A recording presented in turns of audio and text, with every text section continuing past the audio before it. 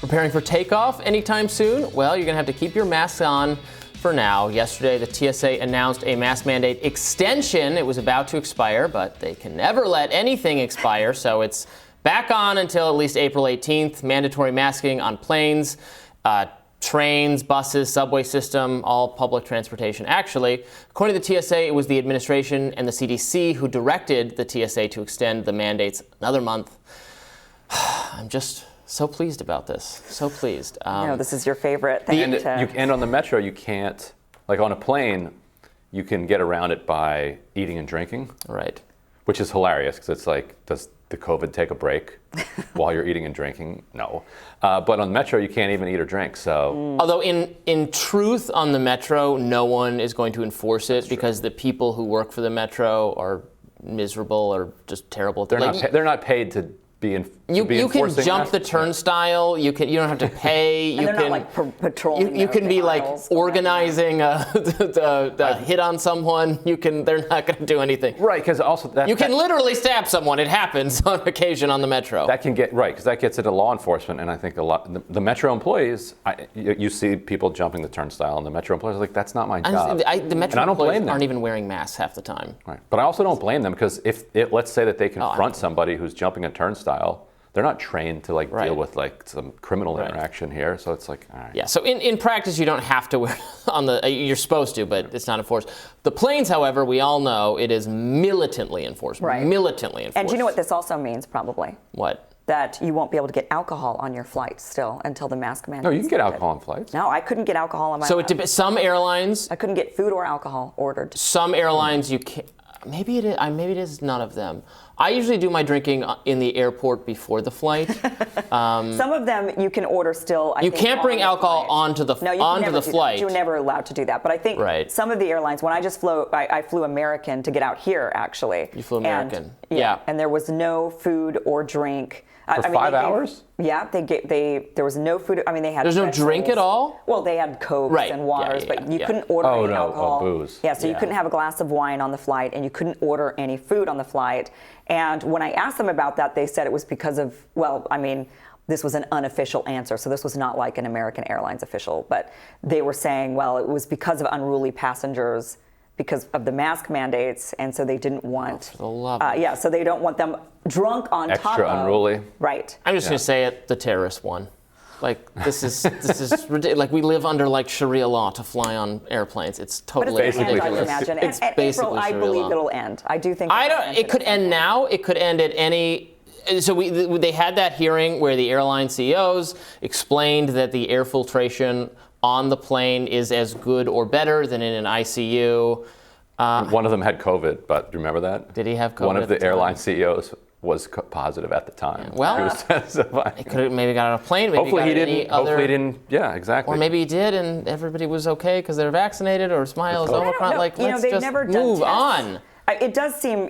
I hear that the air goes through very quickly, and that they constantly are what do? They pump new recirculating air, it, right? And they flush it out and put new air in, like every couple of minutes. Even it's supposed to. The worst is when you're on the ground. Yeah. And they're not circulating it. I think everybody's sweating and angry. Right. And so I wonder if they've ever. I don't think anyone's ever conducted a study to find out. Are you likely to get COVID while being on a plane? Flying on a plane just gets more and more and more miserable. And so this is why I worried the mask would never go away on the planes, because we still do all the stupid 9/11 related stuff. It's 20 years later, and we all know it doesn't make any difference. It doesn't make us any safer. They've studied it numerous times, that you can sneak all sorts of contraband through airport security, that having liquids over 4 ounces doesn't do any, that they're not going to explode. They're taking the shoes off and the belt, all of that. The whole theater, the whole production is for nothing. It's for no reason.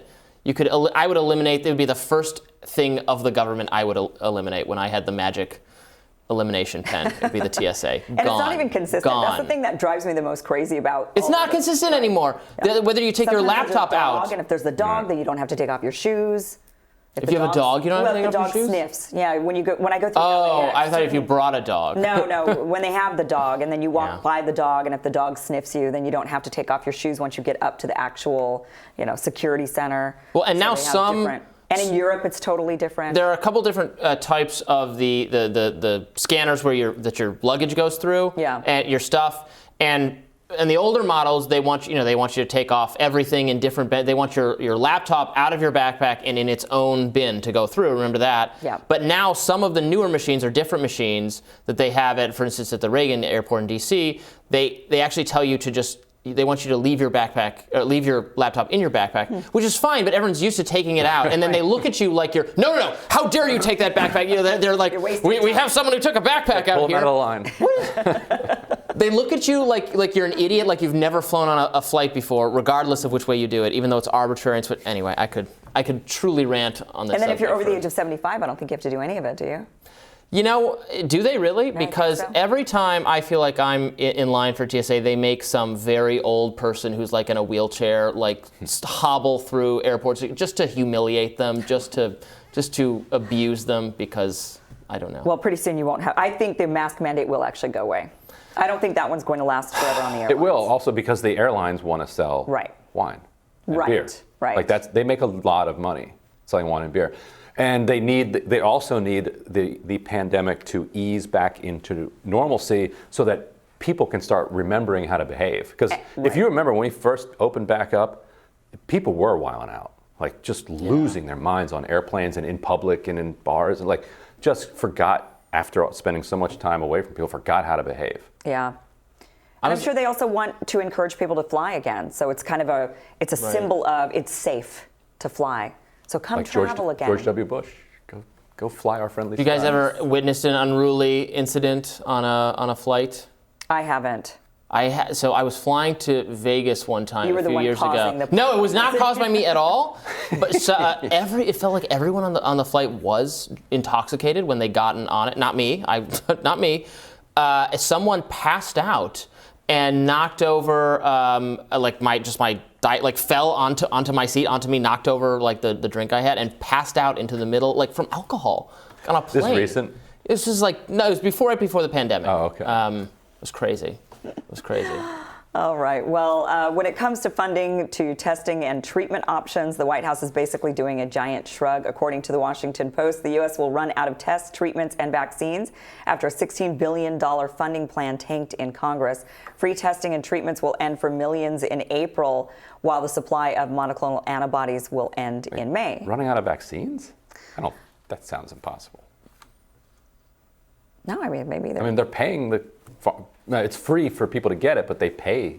Big Pharma gets reimbursed for the vaccines. Maybe they haven't purchased more. As long as they keep getting reimbursed. I don't know. They have to put in the orders. Yeah.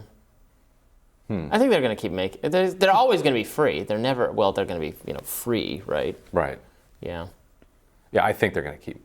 I don't think they're going to have a shortage of vaccines in wealthy countries. I don't even think we'll have a shortage of we'll have an abundance of tests. Well, the thing with the tests, right, is that if you have a wave suddenly, that the test makers are not prepared for, then suddenly there's like a rush on tests, right? Because cases are rising, and then they didn't have enough. And if there's a variant, an Omicron variant that isn't picked, because the antigen tests were already having some problem with Omicron. They are, yeah. And so if there's a variant of Omicron that the tests aren't picking up, I was looking in my closet the other day, and we have like 8 tests or something like that. And I was just having this vision of a year from now still having 8 tests, which would mean there was no other wave for the next year. I'm just praying that a year from now I look in there and there's tests and they're just still collecting dust. I think people are gonna stop testing because unless we have a variant that causes more death. But as the death numbers fade, the hospitalization numbers crash to nothing. As long as they don't rebound, and they probably, if the new variant is not as deadly, even less deadly than what we've seen so far. They'll do symptomatic diagnosis like they do with a lot of. It's just going to pass into being like the cold or like the flu, which is It's going to have to morph into that in order for us to go back to normal. But maybe this fall we'll find out, because that's really when the test will be. Yeah. No pun intended on those tests. Well, American prospect writer Lee Harris will join us to discuss how frackers and Wall Street are fueling the gas crisis. Stick around for that.